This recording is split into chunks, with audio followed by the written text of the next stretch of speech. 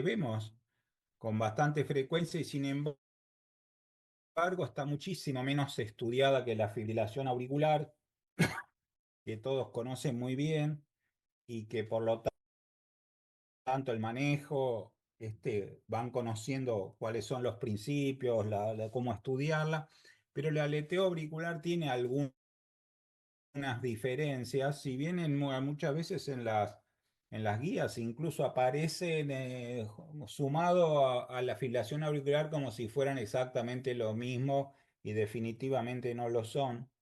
Así que la idea de la charla va a ser tratar un poco esos apartados, como decía, y cuáles son los mecanismos y los tipos electrocardiográficos que hay que saber reconocer, cuáles son los aspectos en los que se parece y en los que se difiere de la fibrilación auricular, cuál es el tratamiento del aleteo auricular, que en varios aspectos también es distintivo, cuándo hay que indicar anticoagulación, algunas situaciones especiales relacionadas al aleteo y por último algunos casos clínicos que vamos a discutir y analizar, que eso quedará para el final. Entonces, hay dos formas groseras de aleteo, que es el aleteo típico, que es el que voy a mostrar ahora, y otro es el aleteo atípico. El aleteo típico hay dos formas. Una que es esta que ustedes conocen muy bien, que especialmente en cara inferior se ve esas ondas en serrucho claramente identificables.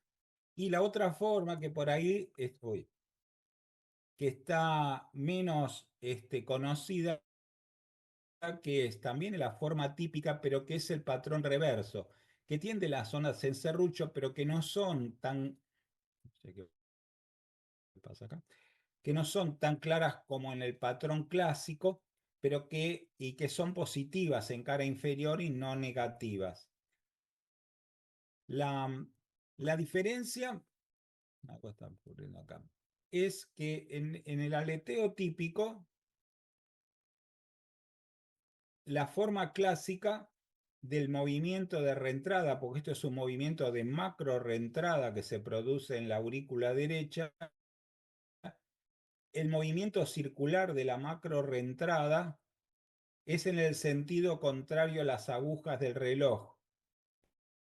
Por eso, como la onda se aleja de la cara inferior, que estaría acá, ustedes la van a ver negativa, las ondas de serrucho del aleteo auricular, que se ve como, en B1 se ve como unas ondas, parecieran ondas P de altísima frecuencia, pero que se ven positivas. Y la otra forma, que es poco menos frecuente, que es en el sentido de las agujas del reloj, que se conoce como el patrón reverso, que se caracteriza por ondas positivas en la cara inferior y negativa en la cara en B1. Pero por lo tanto es muy importante que ustedes reconozcan estas dos formas, porque esta primera la tienen claro todas, pero no esta, y a veces cuando el electro aparece estos se desorientan un poco.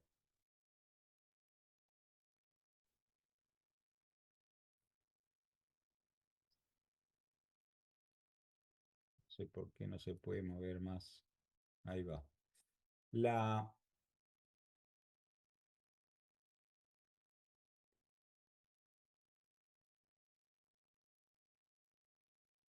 no sé qué caso está pasando.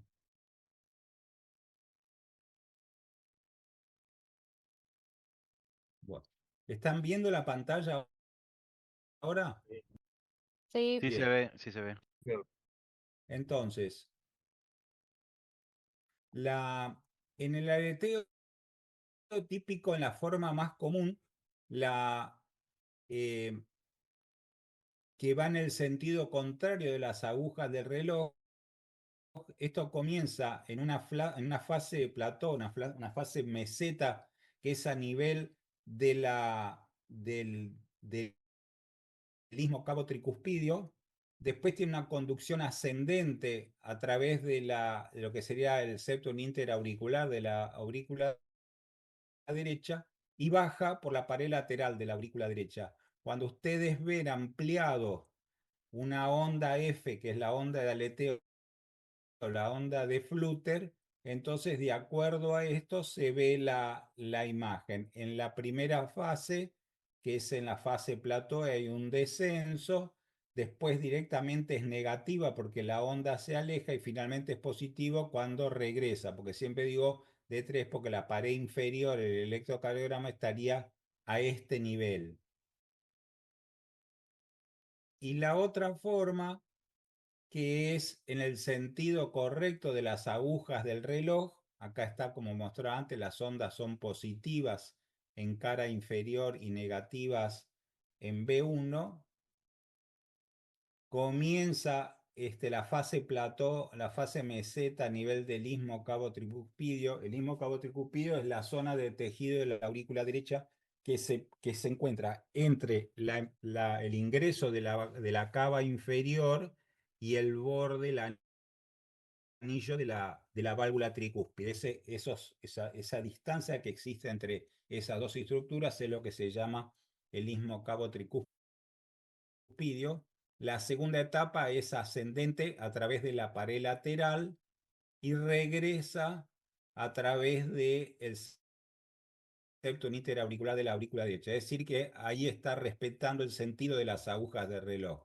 Entonces, volviendo para atrás, esto es un circuito de macro reentrada que en su forma clásica la orientación es en sentido contrario de las agujas de reloj y por eso se ve las ondas de serrucho, se ven negativas en cara inferior y el patrón reverso menos común también es un movimiento de macro reentrada pero en la dirección de las agujas de reloj y por eso es positiva en la cara inferior.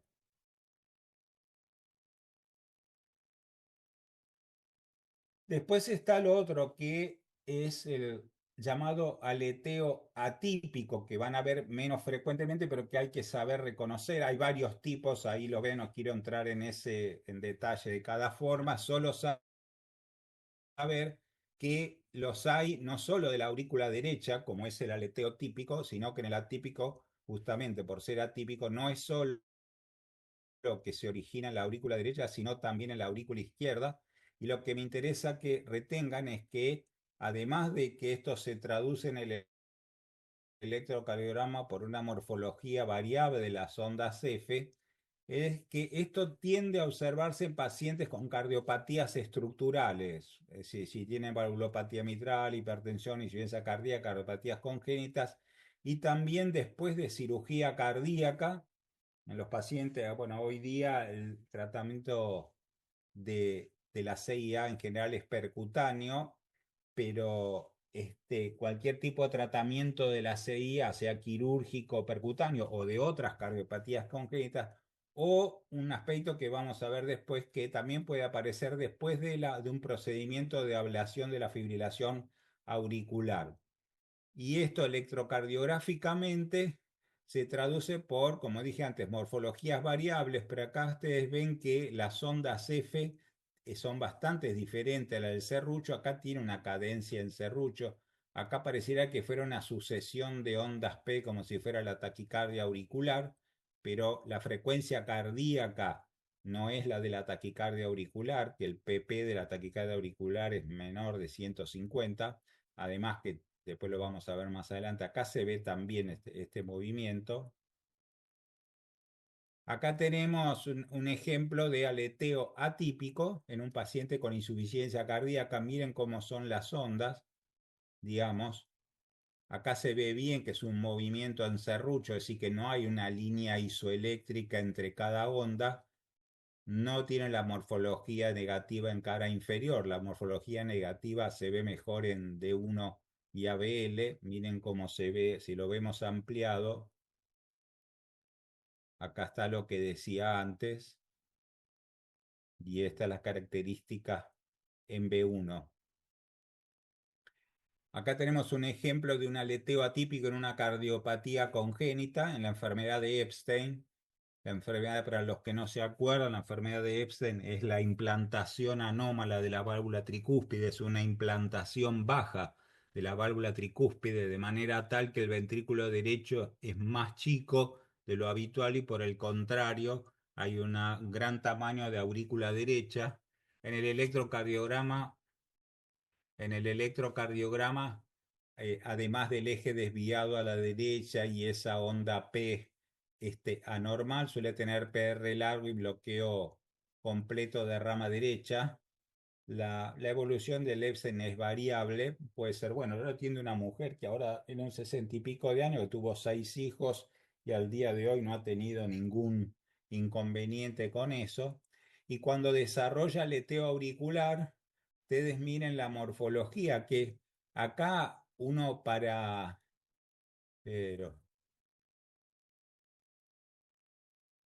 para identificar bien, uno lo tiene que sospechar porque hay un movimiento acá esto y que después acá que se mete que hay que poder verlo. A veces en estos casos cuando uno lo puede ver bien con una compresión del seno carotídeo para que se abra, quiere decir que uno acá, si no tiene presente que esto existe, esto puede pasar de largo, uno lo puede identificar como cualquier otra cosa. Acá tenemos otro ejemplo de un paciente que tuvo un aleteo auricular en el contexto de una, de una cardiopatía congénita, que acá está en ritmo sinusal, ya él cortó el aleteo. ¿Alguien me puede decir cuál es la cardiopatía congénita que tiene este paciente considerando el electro y la placa? CIA Doc, ¿Quién dijo? una comunicación intraauricular, ¿Por qué? ¿Qué viste? por el bloqueo de rama derecha. ¿Qué más? em, Eso lo puede tener. sí, sí, y por la radiografía, más que nada del lado derecho, ¿Cuáles son los dos datos fuertes de la radiografía para pensar en CIA o para sí, o para pensar, sí,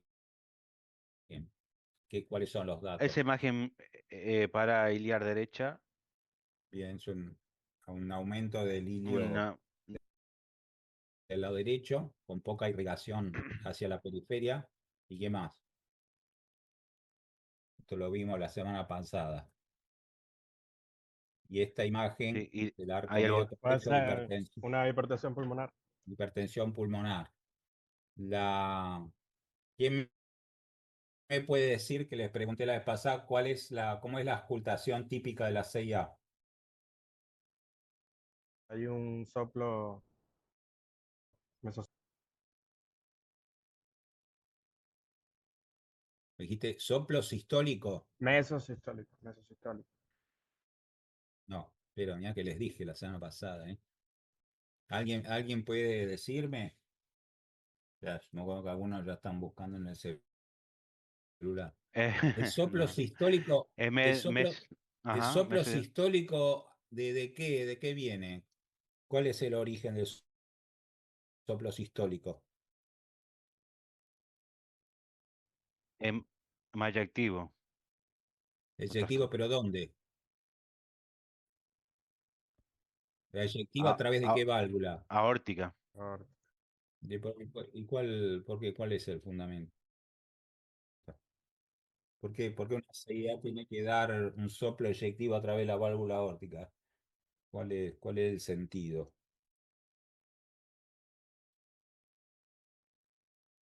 Bueno, esta es la cosa que yo digo, ¿ves? Que no la ve, no hay uno que le dio curiosidad la vez pasada de ir a buscar el soplo o sea, la CIA, le pregunto, la sangre cuando pasa de la aurícula izquierda a la aurícula derecha a través de la CIA, ¿eso da soplo? Que sería un soplo diastólico en todo caso. ¿Eso da soplo? No, no da soplo. El No, no, pasaje de no. sangre de la aurícula izquierda a la aurícula derecha a través de la CIA no da soplo. Lo que da soplo es cuando, como hay una sobrecarga de volumen hacia la cavidad derecha, hay un soplo de hiperflujo a través de la válvula pulmonar, por lo cual es un soplo sistólico que se escucha fundamentalmente en foco pulmonar y mesocardio. Y la otra característica típica, que hay que poder detectarlo, que es el desdoblamiento fijo del segundo ruido del componente pulmonar pulmonar del segundo ruido, que a veces cuando los pacientes tienen mucha hipertensión pulmonar se pierde. Este paciente no lo tendría porque ya se ve que por esa patente radiológica tiene hipertensión pulmonar severa. Cuando digo severa, que tiene como 70 más o menos. Bueno, sigamos. Otra forma de aleteo atípico es que algunos pacientes, después que se les hace la ablación de la fibrilación auricular, pueden desarrollar aleteo.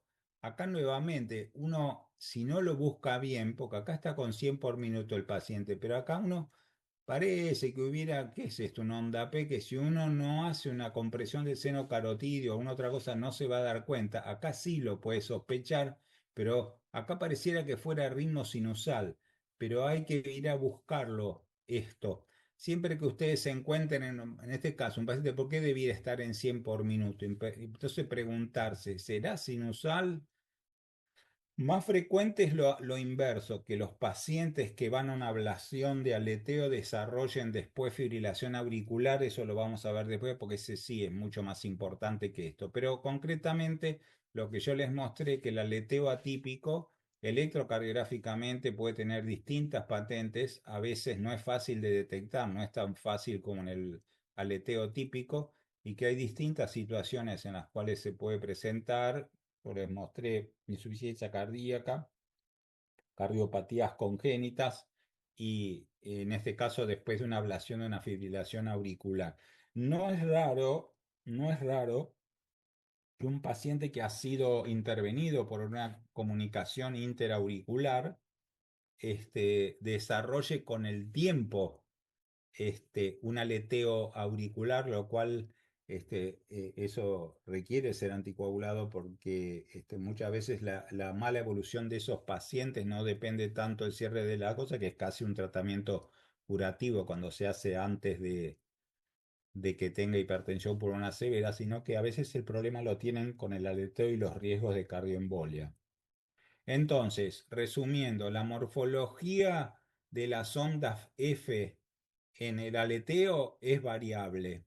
Está la forma típica, que es la que ustedes conocen, que es el serrucho negativo. La otra forma del aleteo típico no es tan serrucho, pero es positiva en cara inferior.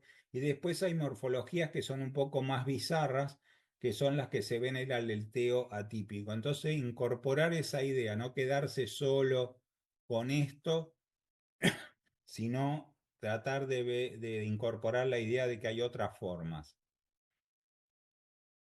Este aspecto que es muy importante, que es cómo diferenciar el aleteo ¿cómo se llama?, de la fibrilación auricular. Bueno, acá hay un gráfico simple, que ahora vamos a hablar, que el aleteo, como les dije antes, hay un movimiento de macro reentrada, que es en la aurícula derecha, después se propaga para los ventrículos, también para la aurícula izquierda, mientras que la fibrilación auricular es una arritmia que es de múltiples focos de micro reentradas en la aurícula izquierda, que después se propaga en todas direcciones. Entonces, hay algunas diferencias fisiopatológicas. Como nombré recién, que el sustrato del aleteo es la aurícula derecha, mientras que en la fibrilación es la aurícula izquierda. El mecanismo es de una reentrada que involucra el istmo cabo tricuspidio en la forma típica y que en general es secundario a una escara que se produjo en la aurícula derecha por una cirugía o por una ablación, como mostré antes. En el caso de la aurícula izquierda son descargas focales rápidas que se originan en las venas pulmonares y en la unión de las venas pulmonares y la aurícula izquierda. Ustedes tuvimos una actividad en la primera mitad donde mostraban que en la ablación de la fibrilación auricular se produce un aislamiento de las venas pulmonares. Entonces dice, pero ¿qué tiene que ver? ¿Por qué aislar las venas pulmonares del resto de la aurícula izquierda? Bueno, porque los impulsos se originan dentro de las venas pulmonares, porque hay parte del tejido de la aurícula izquierda que está metido adentro un poquito, se mete un poquito adentro de las venas pulmonares, y ahí se vio que es donde comienza el problema.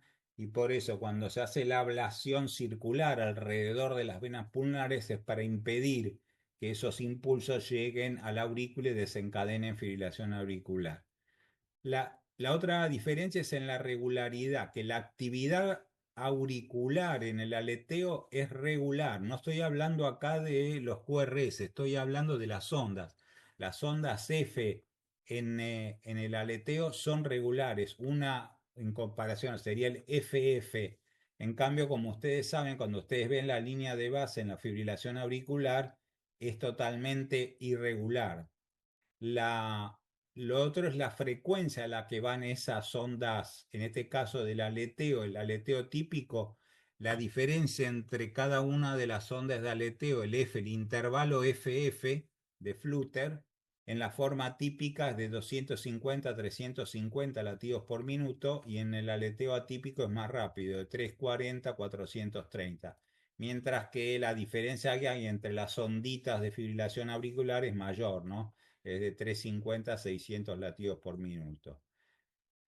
La reentrada en el aleteo auricular es un circuito de macro reentrada organizada, que es lo que vimos en los gráficos anteriores, ya sea en el sentido de las agujas reloj o en el sentido contrario, mientras que en la fibrilación auricular son micro reentradas múltiples y desorganizadas.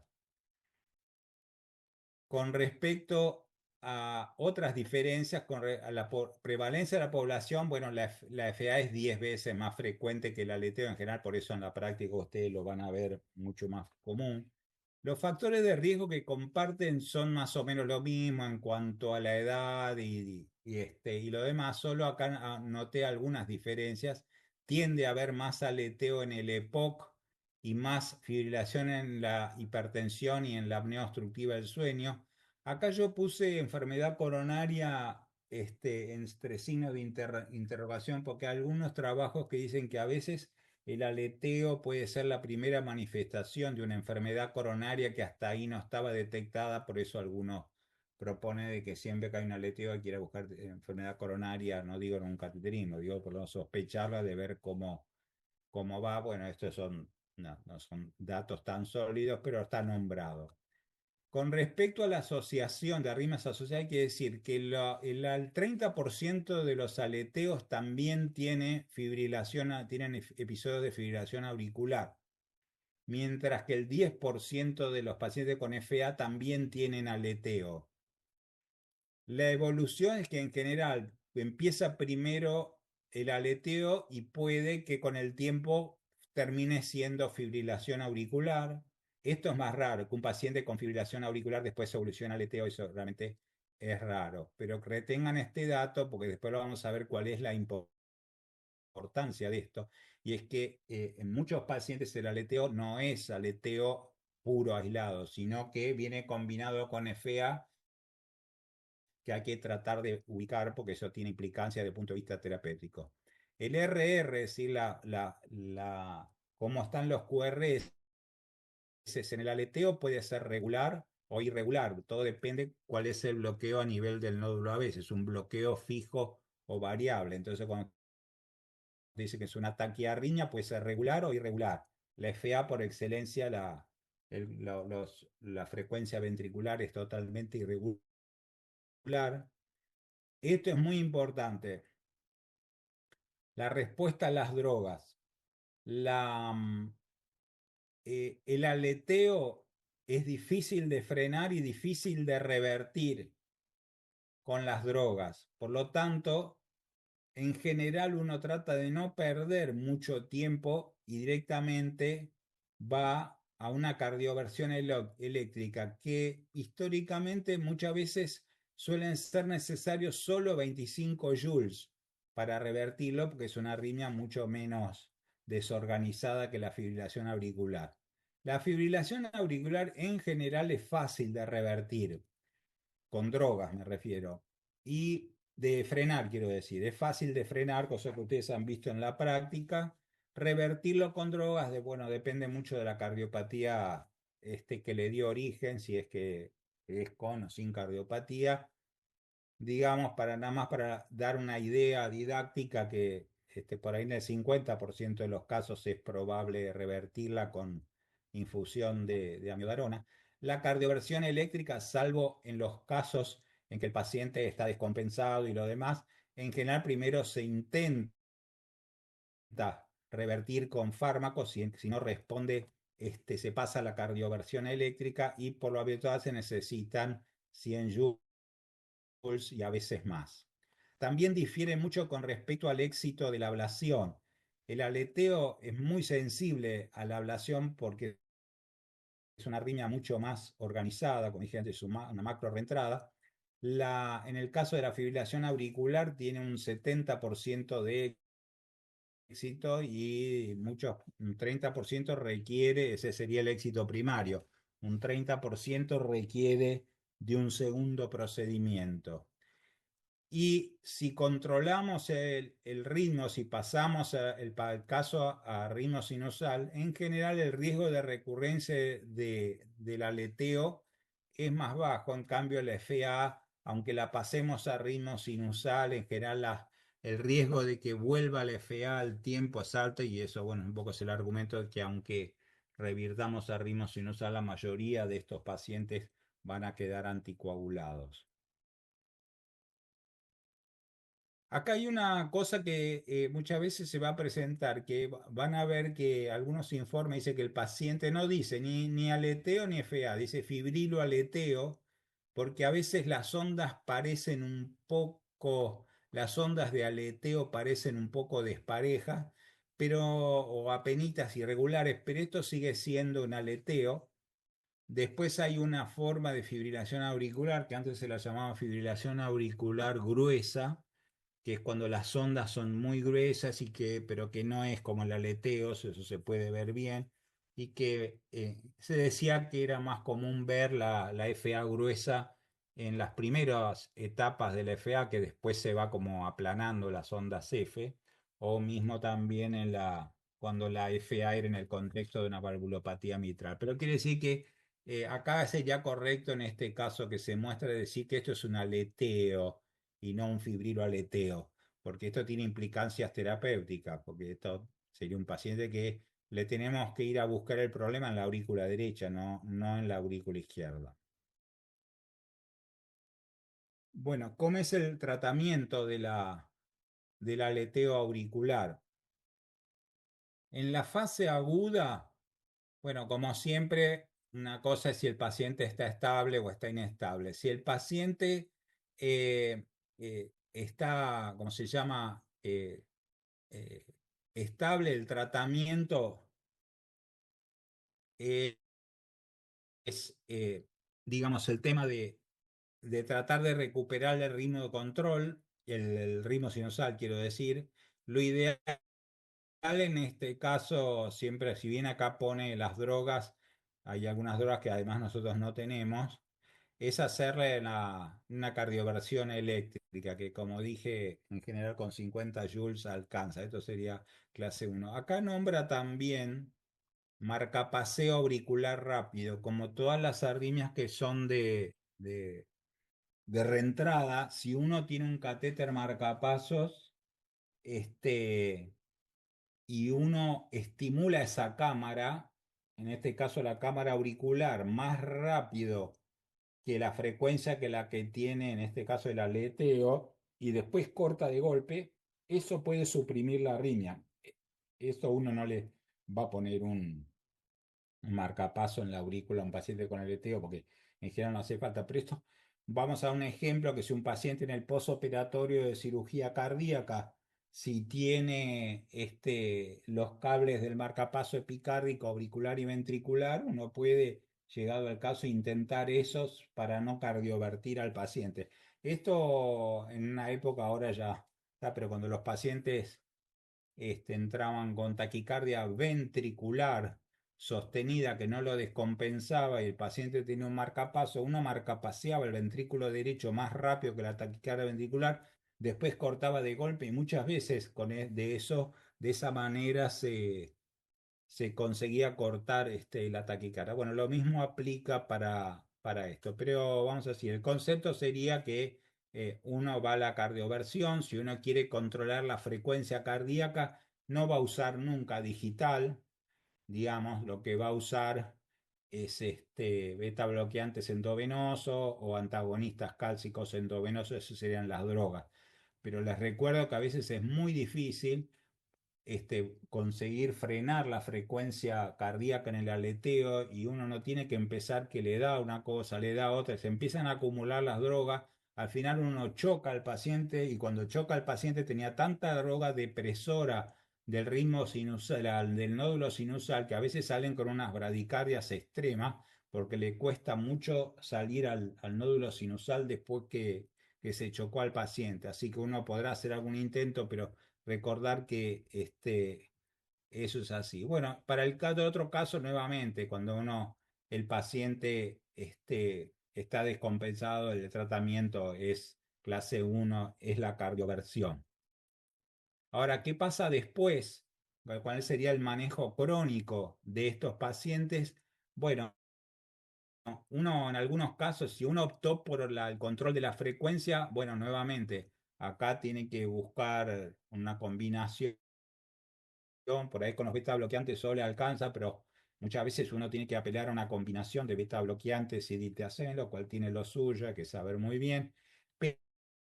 Pero si se están dadas las situaciones, lo que es clase 1, lo que debe hacerse es la ablación. Por lo contrario, de que el éxito de la ablación en el aleteo auricular es altísimo, con poca tasa de recurrencia. Acá están las indicaciones. Bueno, acá está en el gráfico, ven bien lo que yo les decía antes de lo que es el istmo cavo tricuspidio. Acá está la entrada de la vena cava inferior en la aurícula derecha. Este es el borde, el anillo de la válvula tricúspide. Y este sector, que es el que se llama istmo cabo tricuspidio, es ahí donde se aplica la radiofrecuencia, porque eso es lo que va a impedir que se forme el circuito de cortar por un punto el circuito de reentrada. Entonces, ¿cuáles son para que esto todavía no lo ven.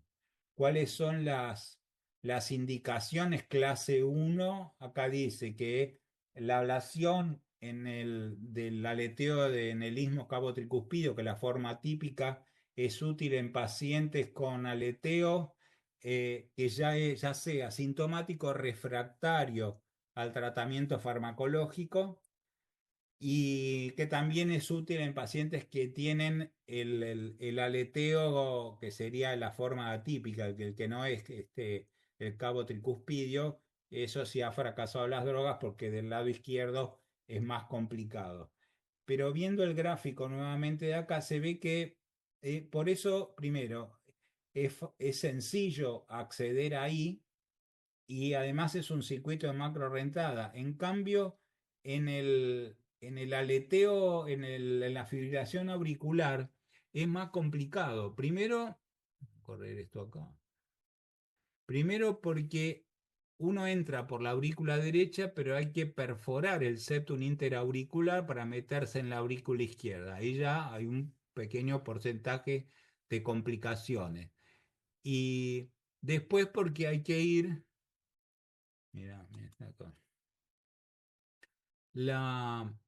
Después hay que ir y en cada orificio de entrada de las venas pulmonares ir y hacer todo una ablación alrededor del orificio, digamos, como si fuera un anillo.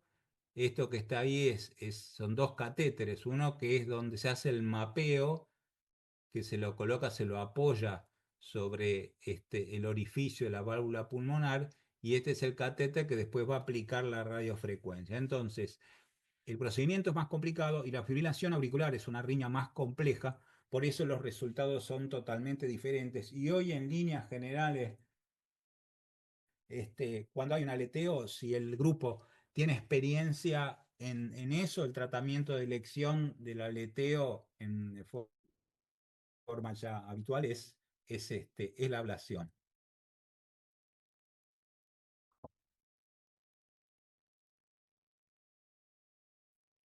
Bueno, acá hay otro tema que eh, digamos, sigue siendo un tema de debate, es si hay que anticoagular o no el aleteo. ¿Cuáles son los elementos a favor de la anticoagulación? Bueno, primero porque comparado con el ritmo sinusal, hay más prevalencia de eventos tromboembólicos, así que no es lo mismo tener aleteo que tener ritmo sinusal. Lo otro es que hay estudios que muestran que hay una disminución de flujo en la orejuela izquierda comparado con el ritmo sinusal. Que hay muchos, en algunos pacientes de aleteo se ve ecogenicidad sanguínea espontánea. Esto es cuando ustedes roten por eco, van a ver que a veces en las aurículas normalmente la sangre no se ve todo negro, pero cuando hay rémora, se ve digamos, como si fueran en puntitos blancos, lo llaman, esto en inglés también se llama smoke, porque parece como si fuera humo, digamos, que eso habla a favor de que hay éxtasis y que si por lo tanto, si no tuvo eventos embólicos, puede que los tenga porque eso está predisponiendo a que se formen coágulos ahí. Bueno, como decía antes, porque en muchos pacientes, un mínimo de 30% de pacientes con aleteo también tienen episodios de FA, aunque no hayan sido detectados, es muy probable que los tengan, y que eh, a futuro, como decía recién, es probable que desarrollen FA o después de la ablación del aleteo, este, eh, puede aparecer FA en el transcurso del tiempo. Los elementos que van en contra es que si bien el aleteo tiene más riesgo de embolia que ritmo sinusal, pero tiene menos riesgo que el FA, tiene menos incidencia de cogenicidad sanguínea espontánea, el flujo en la aurícula izquierda es mayor en la aurícula izquierda comparado con la FA, tiene menores niveles de dímero D comparado con FA, la, hay una alta eficacia de la ablación, 95% con baja tasa de recurrencia del aleteo en el seguimiento, y que a veces creemos que es un aleteo y resulta que es una taquicardia auricular, lo cual no tiene riesgo de embolia. Eso sería en contra. Pero bueno, el asunto es que no hay estudios randomizados que comparen, que evalúen el riesgo de embolia en la aleteo auricular, por lo cual las guías lo que son las mismas que de la fibrilación auricular. Acá traje las europeas, porque bueno, en líneas generales no hay tampoco mucha diferencia. Quiere decir que cuando el aleteo tiene un Chasbach mayor o igual a 2, debe anticoagularse, es una indicación 1C. Si el Chasbach es 1, tiene también indicación, solo que es 2A, y que hoy día, si el paciente lo puede pagar, es preferible los nuevos anticoagulantes orales a los antagonistas de la vitamina K, excepto si el paciente tiene prótesis mecánicas o estenosis mitral moderada severa, porque en ese grupo de pacientes se sigue utilizando los antagonistas de la vitamina K. ¿Qué es lo que se hace cuando uno está pensando en cardiovertir a un paciente con LTO? Bueno, es lo mismo que lo que hacemos con FA. Si el tiempo de evolución es menor de 48 horas, se le da heparina endovenosa o una única dosis de nuevos anticoagulantes orales. Si tiene más de 48 horas, hay varios esquemas. Puede haber 3 semanas de anticoagulación con nuevos anticoagulantes orales. Si se dan antagonistas de la vitamina K, son 3 semanas, pero son 3 semanas en rango. A partir del primer día que entró en rango se cuentan las 3 semanas, o en algunos casos se puede hacer un transesofágico y ver que si no tiene trombos, ahí también se puede proceder. Después de una cardioversión exitosa, se continúa con 4 semanas de anticoagulación. Por supuesto, si pasó a ritmo sinusal, si la arritmia sigue, queda anticoagulado. Y acá está lo que les nombraba antes, de que ustedes pueden indicar una ablación para un aleteo, más de 90% exitoso, poca recurrencia de aleteo en el seguimiento, como mostraba antes, de 10 años, pero lo que tienen es que muchos pacientes presentan FA durante el seguimiento a 2 años. El 20% desarrolla FA si no tenía antecedentes de FA, pero si ya tenía FA previa hasta el 50%. Entonces, este es un argumento fuerte para anticoagular. Por lo tanto, la anticoagulación en una ablación, antes de la ablación, va a 3 semanas de anticoagulación y posterior a la ablación, si el paciente ya tenía FA antes de la ablación al aleteo, por supuesto que va a quedar anticoagulado. Si no tenía FA previa, pero tiene algunos datos que indican que tiene riesgo de desarrollar FA, aurícula dilatada, insuficiencia cardíaca EPOC, se tiende a anticoagular, especialmente si el CHAS-VAC es mayor o igual a 2. Si el paciente no tenía FA previa y no tiene los factores de riesgo de desarrollar FA, bueno, ahí uno podría no dejarlo anticoagulado y le hará Holter periódico para detectar FA silente. Hay algunas situaciones especiales que uno tiene que tener presente en el aleteo auricular. Acá tenemos este ejemplo. Este es un hombre de 71 años, hipertenso, tratado con valsartán y amlodipina. Él estaba medicado por una FA paroxística con flecainide de 100 miligramos cada 12 horas y acenocumarol. Ingresa por palpitaciones, disnea y mareos.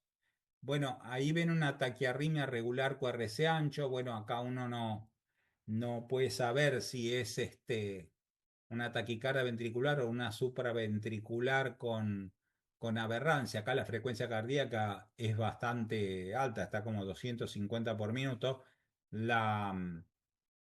Acá aparentemente no está descompensado, aunque a veces uno puede cardiovertir aún sin estar descompensado si tiene dudas, pero si está compensado a uno le daría tiempo para hacer el diagnóstico diferencial entre supraventricular con aberrancia y taquicardia ventricular. Entonces uno podría aplicar el algoritmo de Brugada, que es el del plano horizontal y que ustedes conocen, o aplicar el algoritmo del plano frontal, que es el de Berecki, que analiza los componentes en ABR y BER.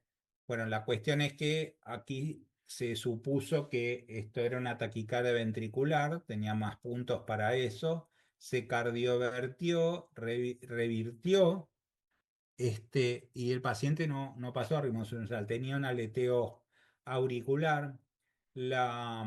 Acá nuevamente, ustedes si no hacen una compresión del seno carotidio, no pueden saber bien. Acá uno ve que tiene una taquicardia regular, QRS angosto, donde no identifica una onda P, pero esto puede ser. ¿A qué viene este caso? Y es que si uno indica flecainide a un paciente que tiene FA paroxística, eh, lo que puede ocurrir son dos cosas. Una es que el paciente pase de FA a aleteo auricular, como se muestra ahí. Y lo otro es que si uno se le indicó a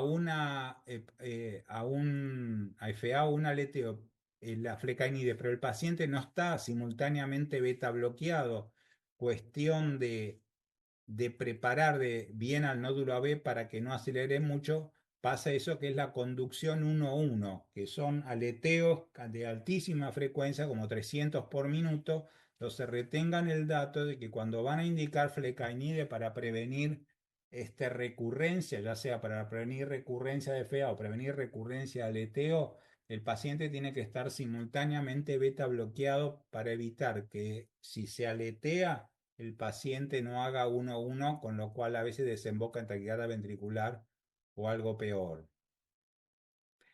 Con respecto al aleteo auricular con insuficiencia cardíaca, les presento este caso. Esta es una mujer de 54 años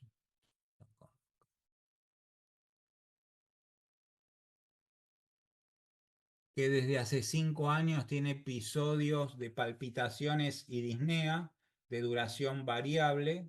no relacionados a esfuerzo. Hay un eco previo que dice que tiene ventrículos de diámetros y espesores conservados con una FA de deterioro moderado. Le pidieron un Holter porque querían entender qué era, pero estaba con ritmo sinusal, con arritmia supraventricular y ventricular frecuente.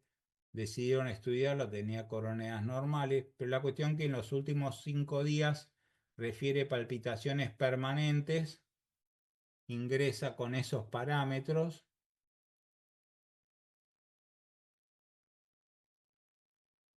y este electro que está ahí, la Rita, ¿qué te parece ese electro? ¿Qué tiene? Eh, un aleteo. No, tiene una FA. ¿Quién dijo aleteo y quién dijo FA? Vos, Rita, Yo dijiste dije, sí, aleteo. dije, aleteo. ¿Y quién dijo FA? Bueno, no quieren hablar. No, esto es claramente un aleteo. Ahí ustedes están viendo Esta es las la ondas forma de en serrucho. serrucho que se ven ahí. No, aparte, esta es una rima, bueno, acá no estoy viendo todos los complejos, pero es una rima, parece perfectamente regular, no podría ser una FA. Retengan eso. Aleteo puede ser regular o irregular la frecuencia ventricular, pero la FA, salvo excepciones, es siempre irregular. Bueno, la cuestión es que le lo revidieron a ritmo sinusal con una cardioversión de 50 joules. El diagnóstico fue aleteo auricular. Decidieron realizar esto sería un aleteo auricular típico y su forma común, es decir, con la rotación en sentido opuesto a las agujas de reloj, porque las ondas F eran negativas en cara inferior. Bueno, le hicieron una ablación exitosa y 3 meses después de la ablación le hicieron un eco que tenía una FEI de 58%.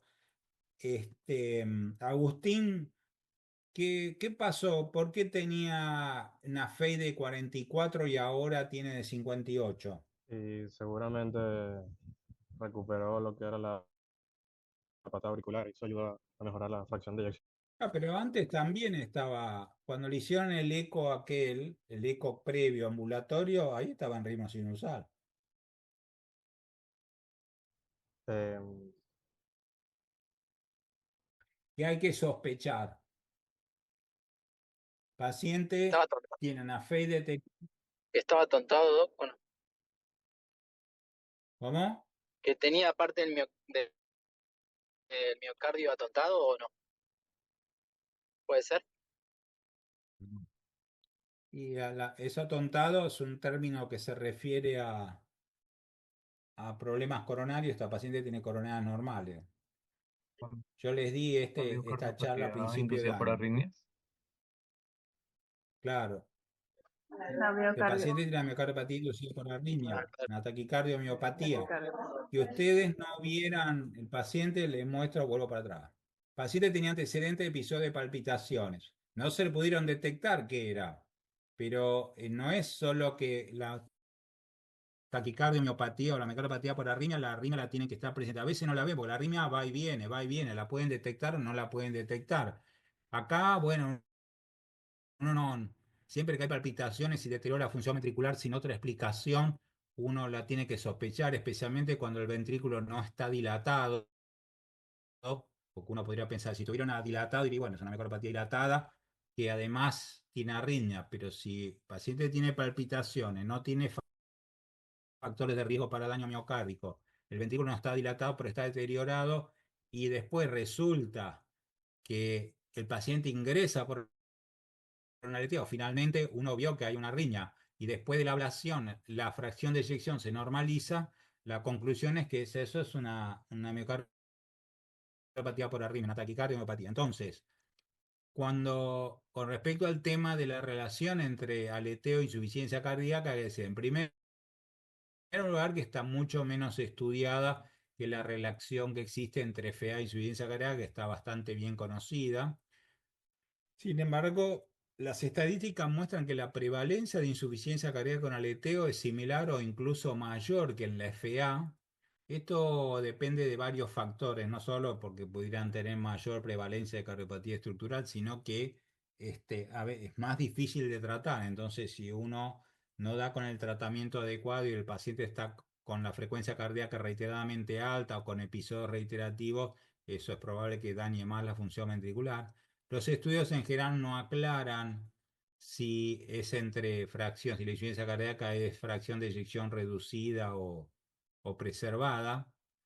El tema es que, bueno, esto vale para todo, también vale para la fibrilación auricular, pero cuando uno trata ese combo de insuficiencia cardíaca, falla sistólica y una arritmia, uno siempre tiene que sospechar si no es una taquicardia eso en general se confirma si después del tratamiento de la arritmia, en este caso una ablación, pero podría ser el control de la arritmia farmacológico también, si la fracción de eyección mejora mucho, se normaliza, entonces el diagnóstico retrospectivo, si uno no lo hizo de manera prospectiva, el diagnóstico retrospectivo es de una taquicardia. Tener presente eso que les comentaba antes, que a menudo el aleteo y la FA coexisten en el mismo paciente. 30% de los pacientes con aleteo tienen FA, 10% de los pacientes con FA tienen aleteo. Y que la ablación, el éxito de la ablación sigue siendo alto en el aleteo aún con antecedentes de insuficiencia cardíaca. Hay 90% con un procedimiento y por eso el tratamiento de elección. La FA, cuando tiene insuficiencia cardíaca, el éxito de la ablación es menor que en promedio, con un procedimiento del 50% comparado con el 70% cuando la FA no tiene insuficiencia cardíaca, pero puede mejorar bastante con un segundo procedimiento. Esto igual se está basando mucho en los resultados de la ablación de la fibrilación auricular. La ablación del aleteo es probable que haya llegado a su techo, que avance en los procedimientos de ablación en las formas atípicas, que son las más complicadas, las de la aurícula izquierda, pero el resto está bastante bien. Unas cosas que a veces se tiene que ver es no siempre es fácil ver el aleteo en el electrocardiograma.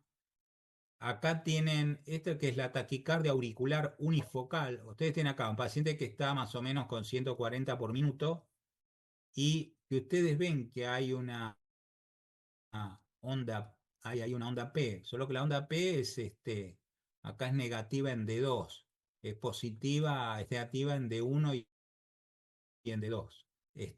Uno decía, pero esto es taquicardia sinusal, pero bueno, pero ¿por qué está taquicárdico? ¿Está con fiebre? ¿Tiene algo? Pues si el paciente claramente eso es una arritmia. Uno ve que la arritmia es regular, parece ser que podría ser sinusal. Hay una arritmia que se llama taquicardia sinusal paroxística, pero llama la atención que la onda P es negativa en D1 o D2, donde uno tiene que pensar si no es una taquicardia auricular multifocal. Acá tiene que haber otra P, solo que nosotros no la vemos. Entonces acá esto puede confundirse con un aleteo. Esta es otra forma. Acá incluso es más difícil ver, porque una acá hasta parece haber una tipo onda en serrucho, pero no es así. Acá se ve ampliado que es una onda P negativa, así que la taquicardia auricular unifocal también puede dar eso. Después está la que ustedes creo que deben haber oído hablar, que es la taquicardia auricular multifocal que se ve en los pacientes con patologías respiratorias crónicas. Esta es una arritmia francamente irregular, el QRS es francamente irregular y se caracteriza porque tiene al menos 3 morfologías diferentes de onda P, que acá están marcadas con las flechitas, que son distintas. Esto no se cardiovierte, ¿no? Hay que tratar la patología de base y enlentecer la frecuencia cardíaca. Otra arritmia que muchas veces puede dar a confusión es, bueno, la típica reentrada intranodal que ustedes conocen, que se corta con adenosina, con verapamilo endovenoso, digamos. La mayoría de las veces con este patrón es una reentrada. Siempre la duda en estos casos, cuando el paciente está compensado, es la sistemática que ustedes tienen que haber incorporado. analizan bien el electrocardiograma, le hacen una compresión del seno carotídeo, después hay que ver la respuesta a las drogas.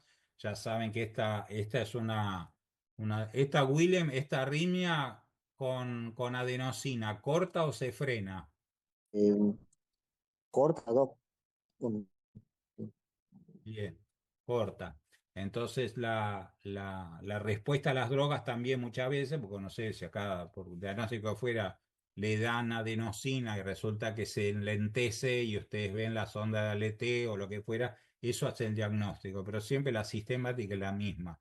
Primero es hacer la semiología del electro, es una taquicardia regular o irregular, es QRS angosto, QRS ancho y así los va llevando de acuerdo a cuando generalmente le van a quedar una, dos o tres posibilidades diagnósticas, después viene la respuesta al masaje carotídeo, después viene la respuesta a las drogas como para llegar a eso. Entonces, cuando uno quiere analizar la línea de base, digamos, acá yo, en estos casos, yo limpié el trazado de los QRS. Esta es la onda típica del aleteo auricular en serrucho, negativo en cara inferior. La FA, que es totalmente irregular las ondas de fibrilación auricular. En la taquicardia auricular multifocal, el intervalo PP es más lento que un aleteo, es de 150 a 250 y además hay claramente una línea isoeléctrica entre las ondas P, no es como el aleteo que es ahí, acá es bien parejito. Y en la multifocal, como dijimos antes, tiene que haber por lo menos tres morfologías diferentes de onda P. Bueno, a ver, vamos a discutir algunos casos, en este caso de fibrilación auricular. Ahí,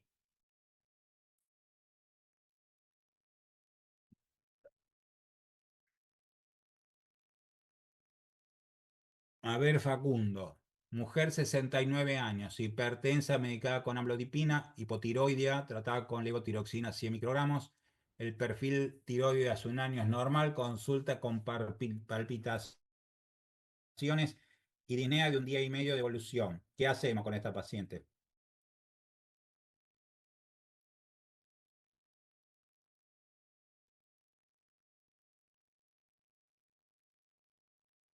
No, no me lo digas en tono de pregunta. Vos a la enfermera no le podés decir, ¿qué hacemos? Alfonso, ¿vos estás de acuerdo con lo que dijo este Facundo? Y yo probaría el control del ritmo, doctor, ¿Por qué? porque tiene menos de 48 horas. Claro. Entonces, el tratamiento acá de elección es la reversión. ¿Qué estrategia de reversión? Facundo, si vos lo consultaste con Alfonso y él te dice reversión, ¿cómo lo revertís este paciente? ¿Qué estrategia usás para revertir arritmia sinusal?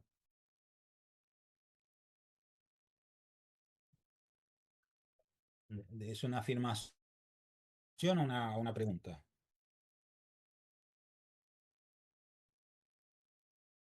Bien, bien. ¿Cuántos joules vas a usar? Este, 100, bueno, bueno. No, mucho, 50, Con 100, 75. con 50 la espía en general no corta. La de 100, por lo menos. Hay que empezar con 100. La, la Yuranis, ¿cómo vos lo tenés al paciente acostado y le tenés que explicar que le vas a hacer una cardioversión eléctrica? ¿Cómo se lo explicás?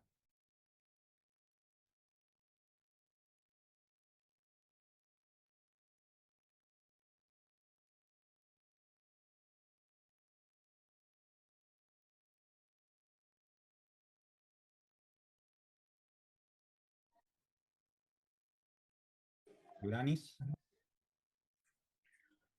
¿está Yuranis? Se fue. Sí, Alguien la llamó ahí y la llamó diciendo, mira que el doctor te está preguntando, le mandó un WhatsApp. Bueno, ok. ¿Cómo le explica? Lo tenés al paciente ahí al señor Pérez, lo tenés acostado en la cama, vas y le tenés que decir que le vas a hacer una cardioversión eléctrica. ¿Cómo hace?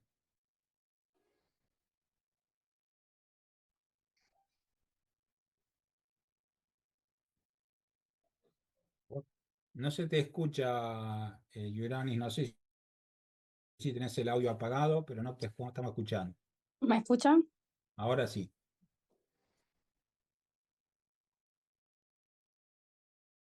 Yo soy el señor Pérez, estoy acostado ahí y me tenés que explicar que me vas a hacer una cardioversión eléctrica.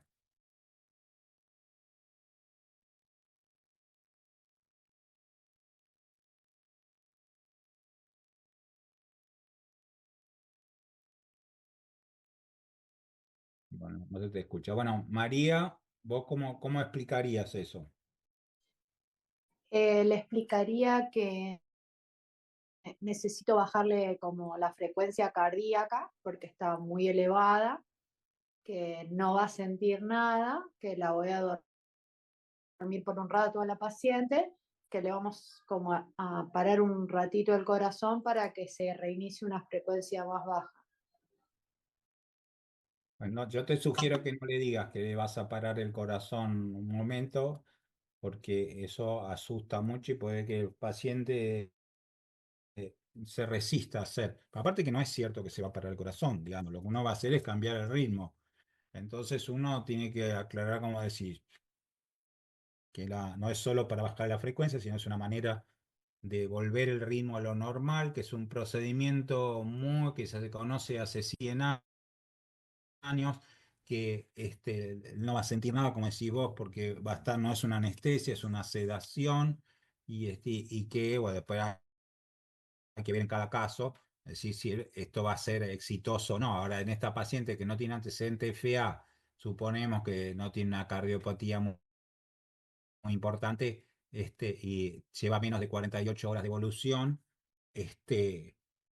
digamos, el riesgo de la posibilidad de que no revierta es baja. Realmente el éxito de un procedimiento así, no sé, piense en esto porque nosotros los médicos muchas veces hacemos iatrogenia verbal, porque decimos las cosas, no nos damos cuenta las palabras, el paciente está asustado, porque hoy a veces decimos, y a veces eso influye si el paciente va a aceptar o no. Entonces nos saquemos esa palabra de que se va a parar el corazón, porque eso definitivamente lo va a ayudar, lo va a asustar.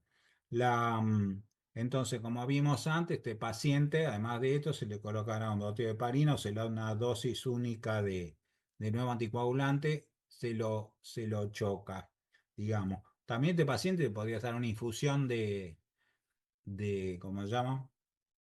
De amiodarona. A veces cuando el paciente está muy al borde de las 48 horas, uno tiene que ver si le va a dar la infusión ¿cómo se llama? De amiodarona, porque a veces uno tiene que esperar varias horas. Y si uno tiene mucho tiempo, está bien, porque a veces entró con 24 horas, uno lo deja y al día siguiente ve qué pasa. Ahora, cuando uno ya está muy al borde de las 48 horas, ponerle un goteo de amiodarona,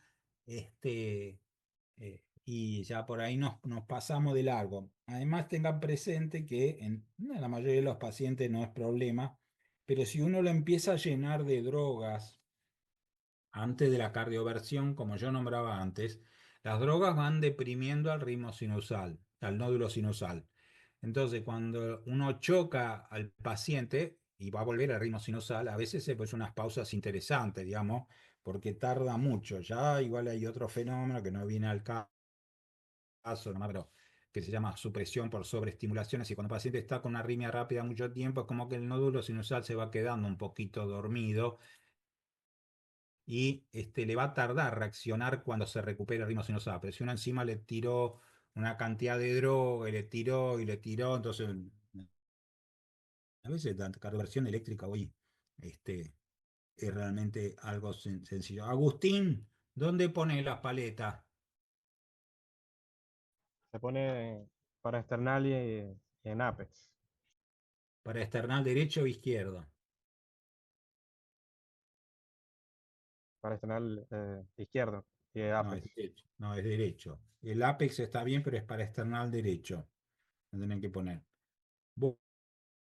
Bueno, Vamos a otro caso.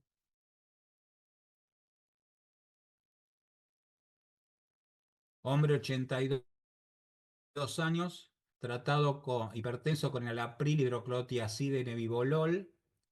Ese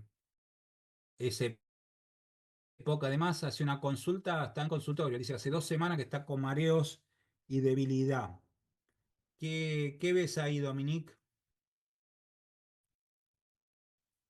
Una bradicardia, doc, con fibrilación. Bien, entonces está fibrilado y está con una frecuencia cardíaca por momentos con pausas muy interesantes. Bueno, ¿qué haces? Lo tenés en el consultorio. Eh, Casos comunes esto, ¿eh?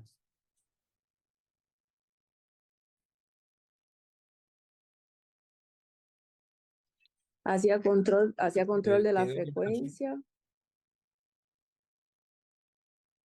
Pensá con lo el... que vas a decir. Pensá lo que vas a decir. Te voy a dar una mano. La paciente está claramente con baja frecuencia cardíaca. La, está recibiendo beta bloqueantes. La pregunta es, ¿se suspende beta bloqueantes si lo citas 1 o 2 días después para ver la respuesta o lo mandás a internar? Lo suspendo los beta bloqueantes. Puede ser. Yo creo que lo que habría que hacer es internarlo, porque primero que es poco probable que esto sea culpa de los beta bloqueantes, ¿sí? Este, Menos todavía con el nebivolol, que no es de lo más. Pero además está muy, muy lento. Entonces acá corres un riesgo, porque te sale mal la jugada, ponerle que te salga bien y que viene al día siguiente y está ahí, pero este, el riesgo es alto. Además, el paciente no, por lo menos no estaba anticoagulado, no parece que tuviera una FA crónica, permanente, quiero decir. Así que no, en este caso hay que internarlo, digamos. Cristian, vos lo tenés internado, ¿qué haces con este paciente?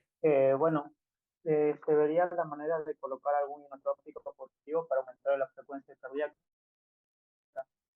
Y si no responde el inotrópico, bueno, primero a utilizar dosis óptimas, a ver si responde o no. No, la verdad que no se te escucha bien. Vos dijiste que, bueno, lo internado, para hacer si no se escuchó más.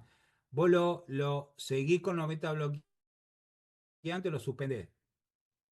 Suspendo el beta bloqueante, inicio ¿Le inotrópico pones un marcapaso positivo. transitorio o no le pones un marcapaso transitorio? Si no responde a inotrópicos positivos, sí, coloco un ¿Qué marcapaso inotrópico? transitorio. ¿A qué inotrópico? Podría colocar isoprotenerol o dopamina. Si eso, vamos a decir, si el paciente no está descompensado, no está hipotenso, no está con emisión hemodiurético, en realidad apuro no hay para hacer ninguna de esas cosas.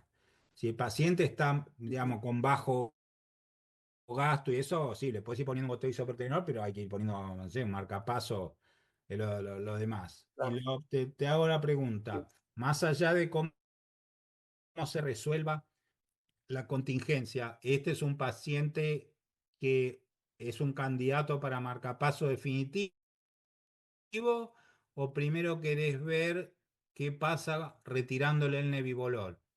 Primero quiero ver si no es no está bloqueado por el uso del nebivolol. Y si, bueno, no es de ese origen, si tendría que colocarse un marcapaso definitivo, un BBI sería. En general, uno va a tener poca expectativa a esta edad que sea por culpa del beta bloqueante, porque tiene 82 años. ¿Y por qué dijiste, Ujú. a ver, Sí. vamos a seguir, Milton, por qué él dijo BBI, marcapaso, y no DDD?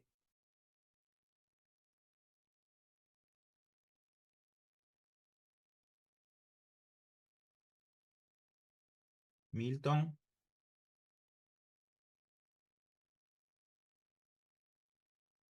Se fue. Diego, ¿por qué dijo Cristian marcapaso BBI y no DDD? Doc, porque ya como está en FA, ya se perdió la pata auricular. Y Entonces, este paciente está bien, correcto, ese está bien. Este paciente no tenía FA. ¿No podríamos pensar en revertirlo para que recupere el ritmo sinusal?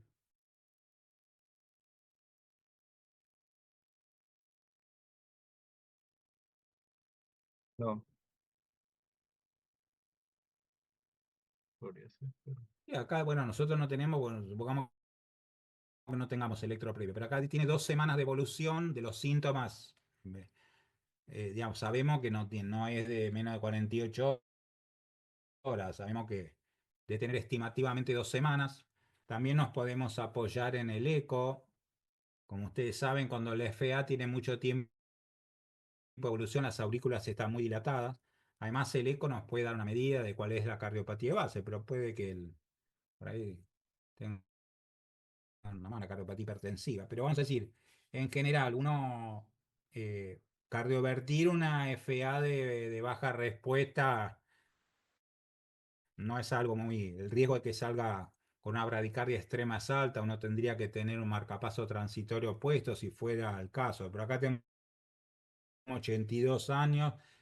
La probabilidad de que mantenerlo en ritmo sinusal después de una cardioversión eléctrica sería baja, así que uno no haría un intento de revertir estos pacientes con FA de baja respuesta en general, no, no, no se hace y el marcapaso, como dijo Cristian, y por el argumento que vos decís, obviamente tiene que ser un BBI, digamos, porque ya va a quedar ahí. Bueno, Vicente, este es otro caso, es un hombre de 61 años, ex tabaquista que tiene una miocardiopatía dilatada familiar. Con esto te estoy diciendo que ya se descartó que no tiene enfermedad coronaria. Digamos, el diagnóstico de miocardiopatía dilatada familiar tiene algunos requisitos. Cuando uno puede demostrar antecedentes familiares directos y por supuesto descartó otras causas.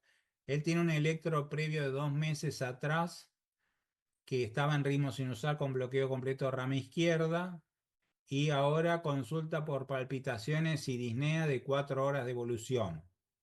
¿Qué hacemos? Parece un ataque supra con aberrancia. ¿Cuál taquisupra? Perdón. ¿La arritmia es regular o irregular? Irregular. ¿Cómo regular? No, perdón. Es irregular. Bueno, Es irregular, irregular. bueno, ¿cuál sería el...? Vos dijiste por aberrancia, el paciente tiene un bloqueo de rama izquierda previo. Acá la morfología es típica de bloqueo de rama izquierda, así que bueno, ¿cuál sería entonces, cuál arritmia? ¿Qué tenemos? De las arritmias supraventriculares con aberrancia, ¿cuál es esta?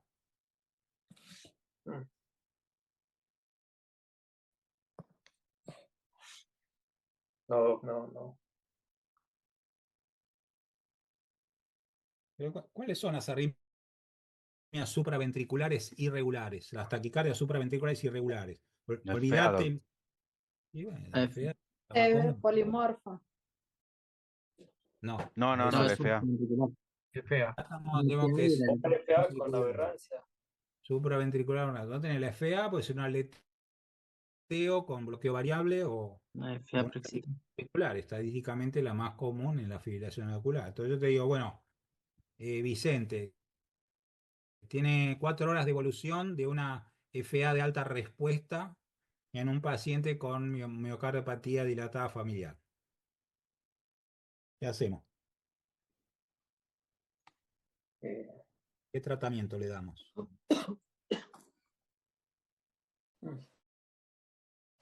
si está inestable o Está estable. amiodarona. Mm, Un goteo de amiodarona. goteo de Bien. amiodarona. Bien, esa es una opción. Hacer un goteo tiene poco tiempo de evolución, no está inestable. Vas a hacer un goteo de amiodarona. O si no, en todo caso, para no llenar, no querés complicarlo, porque el paciente por ahí venía muy medicado por la cosa, pues directamente pasar a la cardioversión eléctrica, digamos. Pero el primer paso sería efectivamente un goteo de amiodarona. Fernando, este es un hombre de 68 años, hipertenso, con ese combo, losartán, la ercanidipina, hidroclorotiazida, además es dilipémico, con el combo de rosuvastatina, ezetimibe. Tiene antecedentes de una CRM hace 4 años atrás. Ya se sabía que él tenía un FA permanente, estaba medicado con atenolol, amiodarona y acenocumarol. Y viene al consultorio con este electro que está ahí, él está asintomático. ¿Qué tiene el Un electro? ritmo idioventricular. Pensá, Ah, pensá, pensá. así a primera vista me pareció eso. Pero Corregí la primera vista. eh, Decime, vamos a empezar por el principio. ¿Está taquicárdico?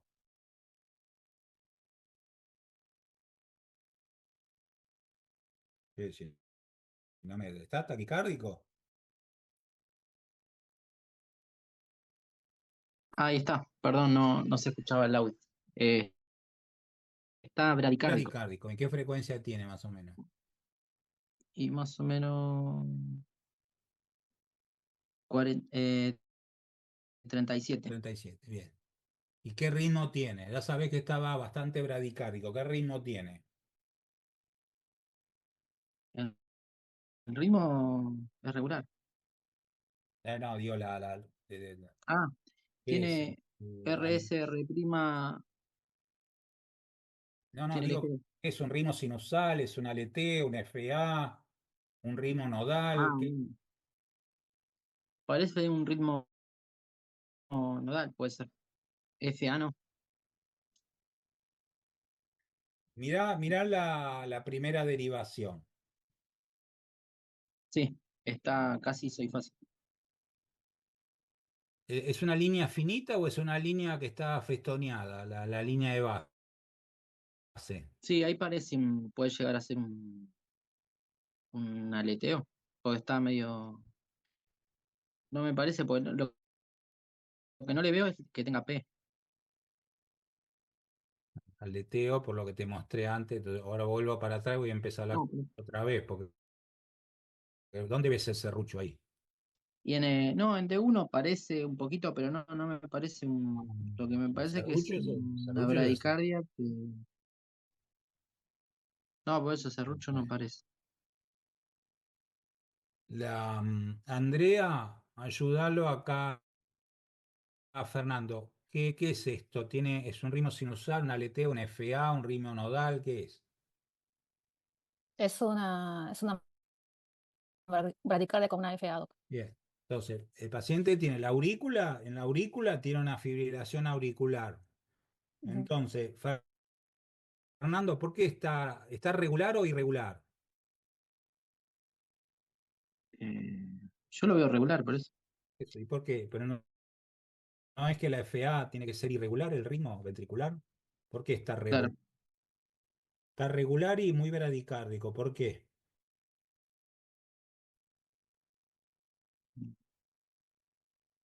¿Por qué se pone regular una FA y además está bradicárdico? ¿Qué está pasando? Los medicamentos, doc.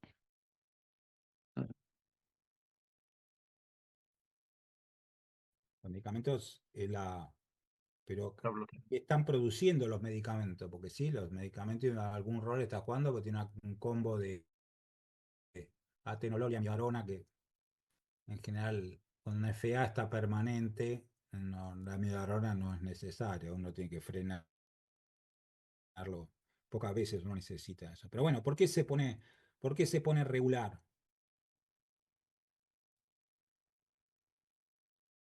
¿Por la amiodarona no puede ser? Ese es esa es la causa. Lo que yo digo es que lo que está afectado en el sistema de conducción para que esté Mm, regular, porque normalmente es irregular la FA. Bueno, lo que ocurre es que acá, por efecto de la medicación sobre el nódulo A, está en bloqueo B completo. Claro, ¿Sí? parecía, sí. Cuando la FA está regular y está lenta, como en este caso, pero está bien regular, lo que se dice es que se perdió la irregularidad natural del FA y es porque hay un bloqueo B completo producido en el nódulo AB. Entonces, este es un ritmo de escape que nace abajo, ¿sí? Abajo del nódulo AB. ¿Sí? Probablemente esto debe ser isiano, porque no es tan ancho, no es bien ancho como si fuera Ah, un por eso ritmo no que tiene viene. P. Por No las dos. tiene P porque tiene una Claro. crónica. Lo que te quiero decir es que un paciente en ritmo sinusal puede entrar en bloqueo de completo. Un paciente con fibrilación auricular también. No Ujú. importa lo que está pasando en la aurícula, el problema se lo ocasionó la medicación a nivel del nódulo AB. Cuando se bloquea el nódulo AB, tiene que haber bloqueo AB completo, tiene que haber un ritmo de escape que nazca por debajo del nódulo AB. Ahí puede salir de la DG, puede salir de la rama, o en los peores casos, que el ritmo que nazca del ventrículo que sea ancho y muy lento. Acá entonces, cuando esté el concepto, ¿cuál es? La FA cuando se pone regular y lenta es porque está en bloqueo B completo. Después hay que ver por qué está en bloqueo completo. Bueno, acá está en bloqueo B completo probablemente porque la combinación de atenolol y amiodarona no es la mejor de todas. Entonces, yo ya te digo, ya quedó el diagnóstico. El paciente lo tenés en consultorio, él está sintomático, ¿sí? Está con 30 y pico por minuto, pero está asintomático. ¿Qué hace? Lo internás, le Hay que- suspendés la atenolol y la amiodarona. ¿Qué hace, Fernando? Y le suspendo el atenolol y lo interno para colocación de marcapasos. De, sí. Podría ser. Vamos a decir, yo creo que es un paciente, mandarlo a la casa cuando está con 30 y pico por minuto. Bueno, hay que tener espalda ancha, ver bien qué es lo que hay. Está demasiado lento, aunque está compensado. Yo creo que este es un paciente que uno lo internaría, obviamente le Claro. suspendería las dos cosas, la atenolol y la amiodarona, Mm. a ver si, por lo menos en 48, 72 horas, qué es lo que pasa. Bueno, la amiodarona, eso lo va a tener en el cuerpo mucho tiempo, pero a ver qué ocurre. Pero probablemente, como vos decís, se termine comiendo un marcapaso definitivo. Pero qué decir, acá la clave que es, el paciente tiene un bloqueo B completo, está FA bloqueo B completo, la causa, drogas.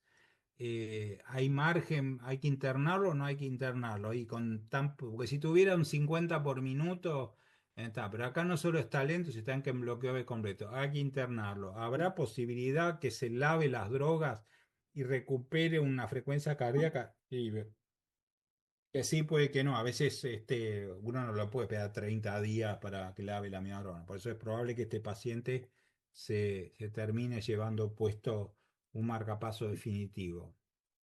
La, em, Willem, acá tenés este caso, 41 años, deportista, consulta por palpitaciones y mareos de 2 horas de evolución de aparición súbita mientras hacía CrossFit. mm, un ritmo de taquicardia puede ser ¿Cómo? taquicardia supraventricular, doc, o es irregular, no, ¿Es regular o irregular? irregular, ¿Tiene un ritmo, taquicardia irregular? un ¿Tiene ritmo QRS lento, angosto o QRS no, ancho?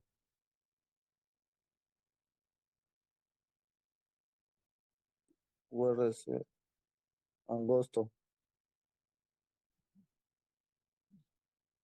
¿A vos te ¿sí? parece que esto es Mirando, angosto que estoy marcando la flecha? va todo. ¿Este es angosto o es URS ancho, esta? acá, Ese sí hizo. esta está relativamente angosta, pero acá digamos que podemos decir que es ancha. ¿Cuáles son Sí, lo- las causas de una taquicardia irregular con QRS ancho? una FA podría ser. Una De alta respuesta. FA, Excitado. la irregularidad puede estar dada por la FA, por un aleteo, puede ser una taquicardia auricular, pero Ujú. vamos a quedarnos con FA o aleteo. ¿Sí? Ahí estamos hablando primero de lo que está pasando en la aurícula. En la aurícula puede estar fibrilada o aleteada. ¿Y por qué tiene QRS ancho? Es una imagen de bloqueo de rama conocido, un bloqueo de rama derecha o rama izquierda, o no cierra para bloqueo de rama derecha ni izquierda. B1, B2. A ver. Rama izquierda, ¿no? No, no cierra. Parece rama izquierda, ¿no?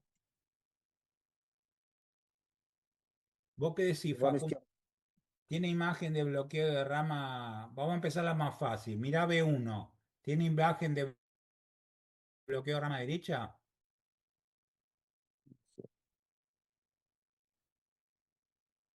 Y vos sos Facundo. Por ahora, no. Mirá B1, Facundo. ¿Tiene imagen de rama derecha?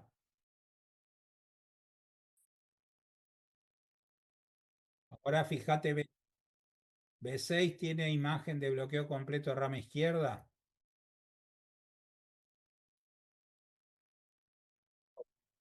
No lo podés ubicar ni rama derecha ni rama izquierda. Que tenga una R alta. Entonces, si no tiene un bloqueo de rama, imagen de bloqueo de rama conocido y está QRS ancho, ¿qué otra causa de QRS ancho hay?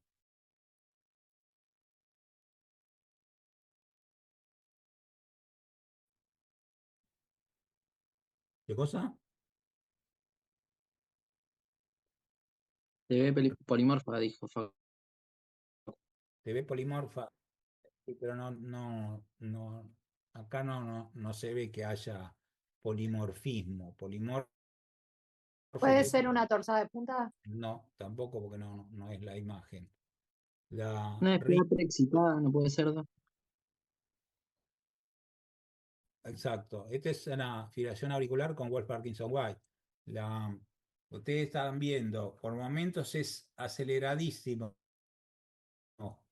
Uy, Ah, que no se sé. ve la onda delta en B2 y B3 antes del QRS. Ahora que lo dice lo del Wolf Parkinson White, se ve la onda delta antes del QRS. Ahora que se me fue. B2, B3. Si lo ves más cerca, se ve la onda delta en el electro anterior. Se ve claramente la onda delta. Aquí vamos a. Entonces, ustedes tienen que volver a cómo es la semiología. Uy, no sé qué pasa acá. Bueno,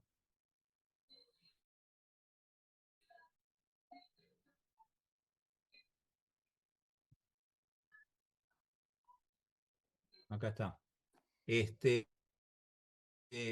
Ustedes ven acá claramente que por momentos se acelera muchísimo, como a 300 por minuto. Además, están hablando de una persona joven que está con esto, una FA que es totalmente irregular, con momentos que con QRS ancho, de momentos se acelera mucho.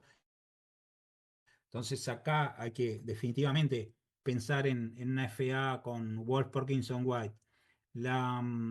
¿Y qué hacemos con esta paciente, Uranis?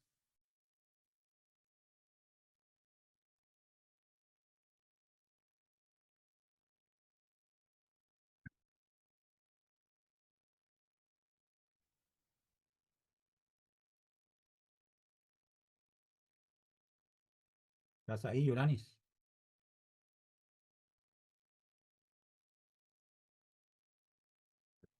En fin. Habría que Indicación de cardiovertir. ablación, Doc. O sea, en sí habría que cardiovertir, pero es indicación de después que se ablacione, ¿no?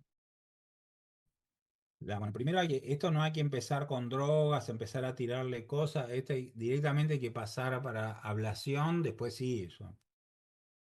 Perdón, que cardioversión para volver a la ritmo sinusal, y después sí, es una indicación clase 1 de Alto riesgo de muerte súbita. de los Wolf son los pacientes más peligrosos, digamos. Aparte, bueno, nuevamente la ablación de una vía anómala, la mayoría de las vías anómalas son muy accesibles, es curativa, es uno de los pocos tratamientos curativos de una cardiopatía, le cambia la vida radicalmente. Bueno. ¿Cómo?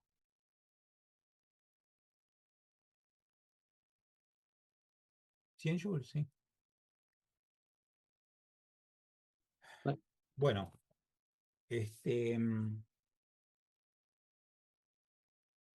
bueno, entonces